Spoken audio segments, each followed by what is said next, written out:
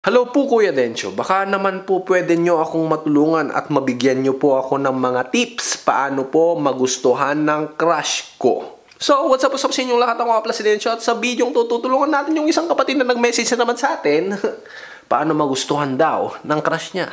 Malawak ang isip, matalas ang diwa. Yun nga lang, kakaiba ang tapas ng dila. Paghawak ko na ang mikropono lagot. Bawat bobong tanong may filosofong sagot. So, iniisip mo na sigurong pangit ka, tapos hindi magkakagusto yung crush mo sa'yo. Well, nagkakamali ka dyan, tol. Kasi yung unang-unang kailangan mo, pag alam mo yon, pag gusto mo magustuhan ka ng crush mo, kumpiyansa. Hindi kayabangan, hindi kaartehan. Kailangan may kumpiyansa ka. Confidence. Alam mo yung overflow. Hindi naman overflowing, pero alam mo yun, parang nagsusuper sayang ka. Ganon. Tapos alam mo yung naggaganon-ganon. Confidence mo yun. Bago ang lahat, at least, syempre, sana, marunong kang pumorma, mabango ka, malinis ka sa katawan. Hindi mo kailangan maging mabango. Pero at least, mabango kang amuyin, di ba? So, ikaw yung tatanungin ko, gusto mo ba ng may anghit? Gusto mo ba ng may amoy yung nanliligaw sa'yo? O kaya yung crush mo, tangina, malaman mong may anghit yung crush mo, tangina, di ba? Ang laking turn off nun. Alam kong obvious na tong sasabihin ko ngayon. Pero, alam mo yun, huwag ka. Huwag kang mahihiyang makipag-usap sa kanya. Kasi paano kanya magugustuhan kung nahihiya-hiya ka? Unless talagang gwapong-gwapo ka. Alam mo yun, hot na hot ka, ganyan, tapos type ka talaga niya. Pero, kung gusto mong magustuhan ka rin ng crush mo, huwag kang mahihiyang makipag-usap sa kanya. Huwag kang matatakot makipag-usap sa kanya. Pero, at the same time, hindi dahil sinabi ko sa'yo na huwag kang mahihiyang makipag-usap sa kanya, puki ng ina. Minuto, oras-oras, araw-araw, gusto mo siyang makausap. Alam kong kating-kati ka at gusto mo siyang kausapin. Pero bigyan mo siya ng space, tol. Tapos at the same time, sa pagbibigay mo siya ng space, pag nag-uusap kayo, tapos, alam mo yun, maikli-ikli lang, nabibitin siya. Binibitin mo siya, di ba? So, parang gusto niya pa. Wag yung nagsasawa siya, oh. Subukan mong kumain ng adobo isang taon, hindi ka kaya magsawa, ha? O kaya, subukan mong kumain ng steak, kahit sabihin mong napakasarap ng steak. Kapag inaraw-araw mo yan, oras-oras, syempre mabubusog ka. Tapos, hahanap ka ng iba.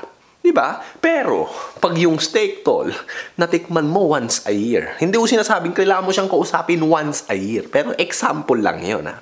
Pero, pag kumain ka ng steak once a year, alam mo yung nanam nun, yung lasa ng steak, ang sarap kahit hindi yung AAA steak na Wagyu.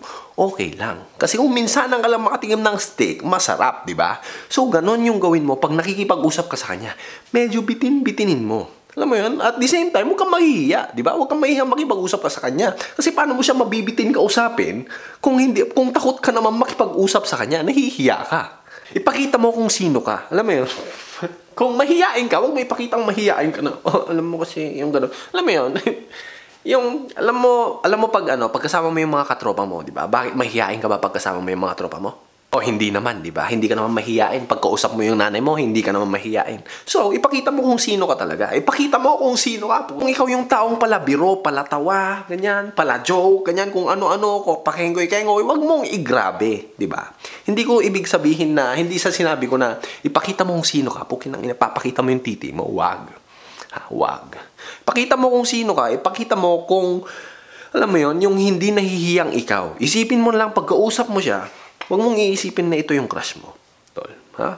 Isipin mo, ito yung either kapatid mong babae, siyempre, kasi, alam mo yun, yung kapatid mong babae, okay lang, di ba? Hindi mo kailangan mahiya. Bakit nahihiya ka ba sa ate mo? Hindi naman, di ba? So, wag mo namang iisiping nanay mo siya. Kasi bakit liligawan mo ba yung nanay mo? Type mo ba yung nanay mo? Hindi naman, di ba? So, isipin mo siguro ang ate mo lang. Pero ang sagwa pa rin pakinggan, di ba? Pero wag mong iisipin na crush mo siya. Isipin mo lang regular siyang babae, tapos ipakita mo kung sino ka. At hindi dahil sinabi kong ipakita mo kung sino ka, sasabihin mo lahat ng ginagawa mo. No, butang ina. Alam mo ba, kakatuli ko lang last year, gago ka ba? Tangina, bakit mo sasabihin yun?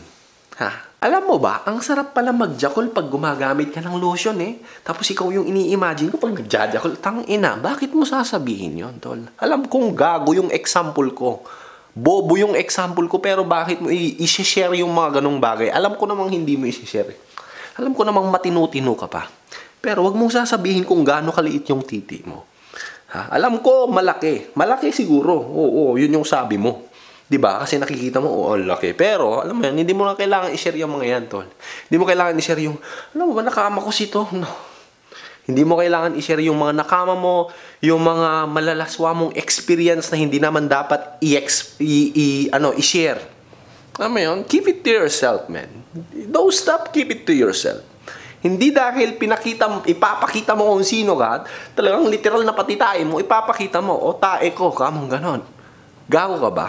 Siyempre, eye contact, bro. Eye contact. Putang ina, eye contact. Pag nagtinginan kayo, huwag kang matakot. Putang ina yan. Pag, alam ko, kasi gusto mo siya, di ba? Gusto mo siya. So, meaning, lagi mo siyang sinusulyap-sulyap ang ganon.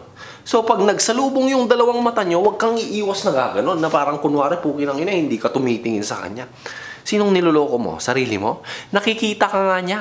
O kaya may kasama siya tapos sinabihan siya, oh, tingnan mo si Totoy, tinitignan ka. Sabi gano'n, tapos bigla kang gumanon. Eh, para kang tanga. Natatakot ka, di ba? So, alam mo yon, yung gawin mo, pag nagsalubong yung mga mata nyo, wag mong iiwasan, tol. Like, wag mong gaganituhin. Naputang inang yan, tol.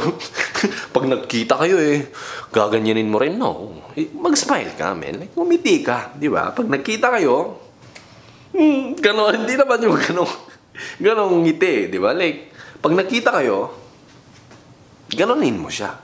Alam kong pangit yung ngiti kong yun, pero bukin ng ina. Basta ngumiti ka. Ha? Hindi ko sinasabing gayahin mo yung ngiti kong ganyan. Pero, alam mo yun, mag-practice ka sa salamin, man. Alam mo yun, mag-practice ka sa salamin. Tingnan mo yung the best angle mo na pagngiti. Pag nagkita kayo, kung ganyan man, pag nagkita, ganun, di umiti kang ganun kung yun talaga yung best angle mo, pero tingnan mo, mag-practice ka sa salamin. Para in case, pag nagkita kayo, nagsalubong yung mata nyo, may papakita mo yung maganda mong smile. Alamin mo kung ano yung mga hilig niya. At syempre, tol, doon ka papasok. Kung hiling niya maglaro ng basketball, putang ina, mag-basketball ka kahit hindi ka marunong mag-dribble. Kunwari mag-basketball ka, ganun.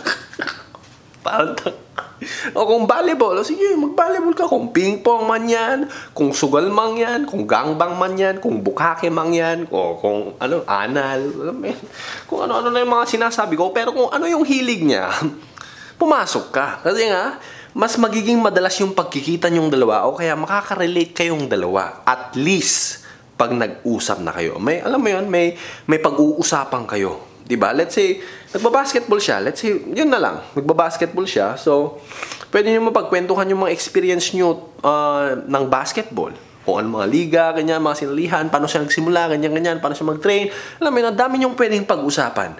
Kasi, siyempre, pag nandun ka sa mismong hilig niya, tapos pinapakita mo yung interest mong hilig mo rin, wag yung pekehin na parang ginagawa mo lang talaga to para sa kanya. No, like, put some effort into it as well, right? You know, like, English, alam mo yun, hindi dahil na gusto mo lang siyang magustuhan ka, gagawin mo talaga yung todo bigay ka. No, like, do it regularly, di ba? Kailangan din alam mo yung schedule niya, kung saan siya dumadaan, anong mga sasakyan sinasakyan niya, kung anong banda linilikuan niya. Kailangan alam mo yung mga yan. Hindi ko sinasabing maging stalker ka, ha? Hindi ko sinasabing buntutan mo siya hanggang bahay nila, na buntutan mo siya sa gitna ng gabi habang naglalakad siya, kasi iisipin niya talaga agad pag ganun, pugin ang inaalam mo si ganito, sinusundan ako, parang gagasain na ata ako. Siyempre, ganun yung papasok sa utak niya. Huwag mong gagawin yan. Alam mo yun, pwede kang magtanong-tanong sa mga kakilala niya, ganyan. Alam mo yun. Pero, huwag mo palang gagawin yun. Huwag mong gagawin yun sa mga kakilala niya.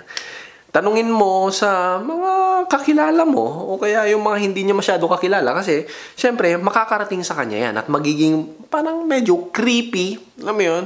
Uy, tinatanong pala niya ano yung bahay niyo. Oh, syempre, di ba? Bakit niya kaya tinatanong? Papablatter ka niya, tol, pukin na nga, dadamputin ka ng mga pulis. O, kukulong ka, wala ka pa sa tamang edad mo. Diba?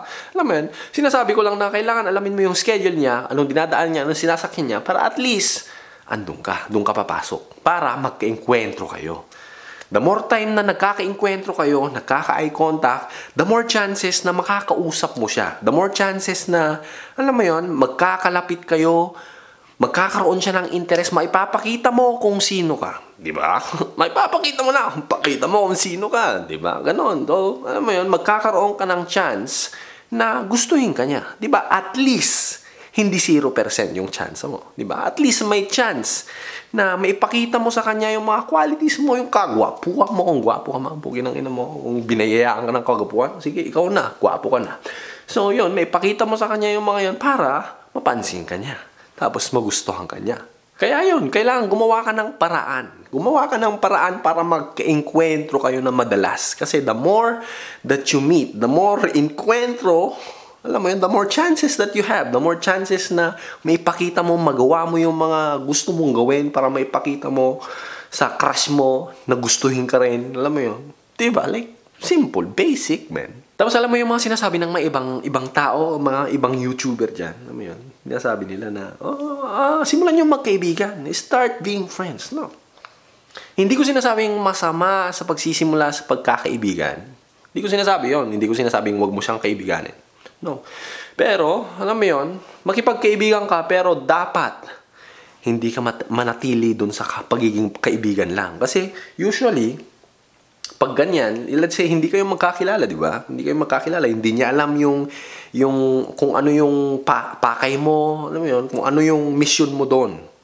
Baka isipin niya, talagang pala kaibigan ka lang, na gusto mo lang makipagkaibigan, tapos naging magkaibigan nga kayo, tapos mas lalong naging wala kang chance sa kanya na sana, meron pa sana, dapat meron, pag hindi mo pinako yung sarili mo dun sa pagkakaibigan lang, kasi nasa sa'yo lang din naman yan eh. Kaya kailangan may parating mo sa kanya na yung pakay mo hindi lang kaibigan. Mayon, na kung kaibigan lang, it's okay. 'Di ba? Kung kaibigan lang, hindi tigilan mo. Pero dapat hindi ka manatili dun sa pagiging magkaibigan lang, tol. Lastly, para magustuhan ka ng crush mo na sinasabi mo, kailangan magawin mo yung mga sinabi ko, tol. Kailangan sumugal ka. Kailangan lakasan mo yung loob mo. Na hindi dahil pinanood mo ko, pukinangina wala ka naman palang ginawa. Tapos sasabihin mo, hindi naman gumana yung sinasabi ni Kuya Dencho, wala ka naman palang ginagawa. Paano mangyayari yun? Kailangan gawin mo. Alam mo yun, hindi mo pansin, napakasimple ng mga sinabi ko ngayon. Halos lahat naman ng mga video ko, simple lang naman eh. Simple lahat. As simple as that. Hindi komplikado, pero nasa sayo kung gagawin mo. Kung kaya mo bang sumugal, kaya mong, alam mo yun, lapitan, hindi ka matakot, kaya mong harapin yung mga takot mo. Di ba? Nasa sayo lang yan, tol. Kaya kung hindi mo gagawin, talagang walang mangyayari. At yun lang. Ako nga pala si Dencho at sana natulungan kita, kapatid. Hanggang sa muli. Kong TV na yan, babush.